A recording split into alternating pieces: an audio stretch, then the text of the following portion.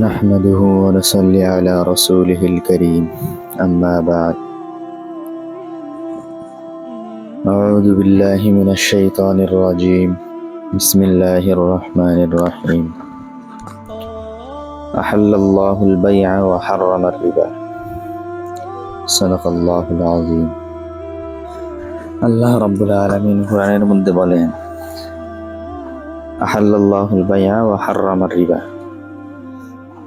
যে আল্লাহ রাব্বুল আলামিন ব্যবসা বাণিজ্যকে হালাল করেছেন, ওয়া হাররামার রিবা, এবং সুদকে হারাম করেছেন।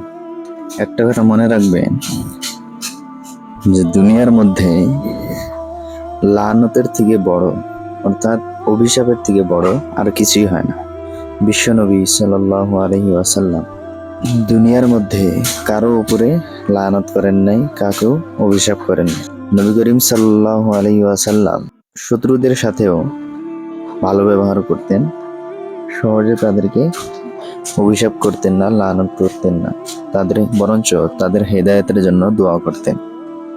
উদ্দেশ্য এটাই যে হুজুর সাল্লাল্লাহু আলাইহি ওয়াসাল্লাম কারোর উপরে লানত করেননি। কিন্তু যখনই সুদখোরের কথা এসেছে, তখন হুজুর সাল্লাল্লাহু আলাইহি ওয়াসাল্লাম এটা করার জন্য বাধ্য হয়ে গেছেন।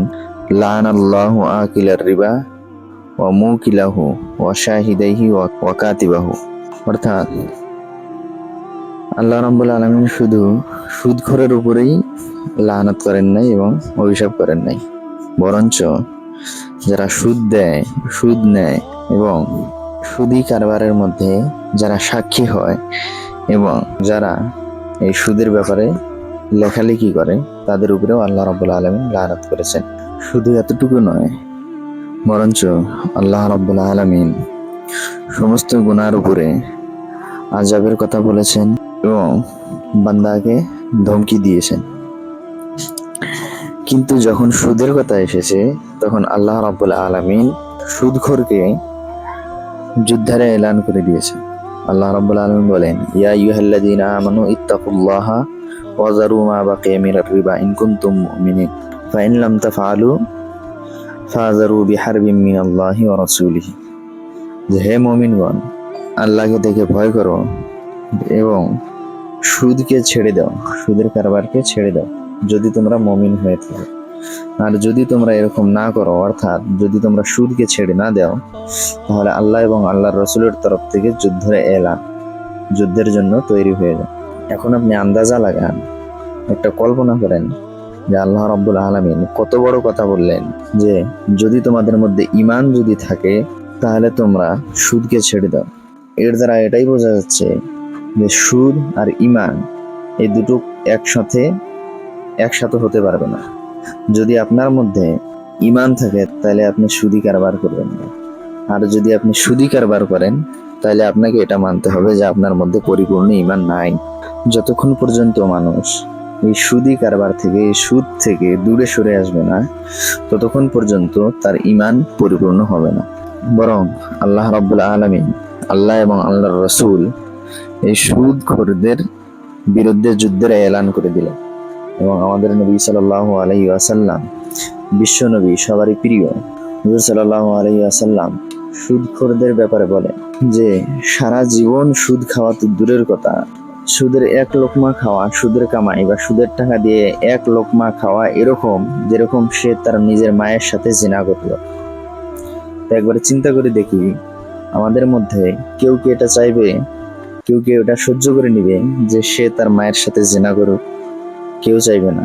সুদের টাকা দিয়ে যদি এক লোকমা যদি আপনার পেটের মধ্যে চলে যায়, তো সেটা আপনার নেক আমলের যে নুরানিয়াত আছে সেটাকে খতম করে দেয়। দোয়ার কবুলিয়াতের যেটা তাসির থাকে সেটাকে শেষ করে দেয়। আপনার আমলের বরকতকে খতম করে দেয় এবং আস্তে আস্তে নেক কামের মধ্যে এবং খারাপ কামের মধ্যে পার্থক্য শক্তি যেটা থাকে ওটাকে শেষ করে দেয়। এই জন্যে বিশ্বনবী বলেন যে ওই শরীর, অর্থাৎ ওই লোক জান্নাতে যাইতে পারবে না যার শরীর হারাম মাল খেয়ে বড় হয়েছে। এই জন্যে সবাই এই ধোকার জিন্দগির থেকে দূরে সরে এসো এবং দুনিয়ার সত্যটা কি, আমাদের আখেরাতে কি হবে সেটা নিয়ে বেশি বেশি ফিকির করো। হুজুর সাল্লাল্লাহু আলাইহি ওয়াসাল্লাম বলেন, মা যাহারা ফি কওমিন আয-যিনা ওয়ার রিবা ইল্লা আহাল্লু বিআনফুসিহিম ইকাবাল্লাহ। যে আল্লাহ, হুজুর সাল্লাল্লাহু আলাইহি ওয়াসাল্লাম বলেন যে যে কওমের মধ্যে, যে দেশে বা যে গ্রামে, যে অঞ্চলে জিনা এবং সুদ এটা আম হয়ে যাবে, তো সেই কওম বা সেই অঞ্চল আল্লাহ রাব্বুল আলামিনের আযাবের হকদার হয়ে যাবে। এখন আপনি দেখেন এই সময় পুরো দুনিয়ার মধ্যে, পুরো সারা বিশ্বে যেটা আযাব হচ্ছে, এটার মধ্যে মুসলমানের একমাত্র কারণ হলো মুসলমানের গুনাহ।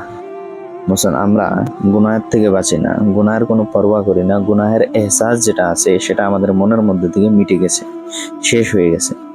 এই জন্যে আমাদের সবাইরই দরকার যে আমরা সবাই আল্লাহ রাব্বুল আলামিনের কাছে তওবা করি এবং সত্য এবং পাক্কা তওবা করে নিই, আর আমরা এই গুনাহের থেকে বাঁচি।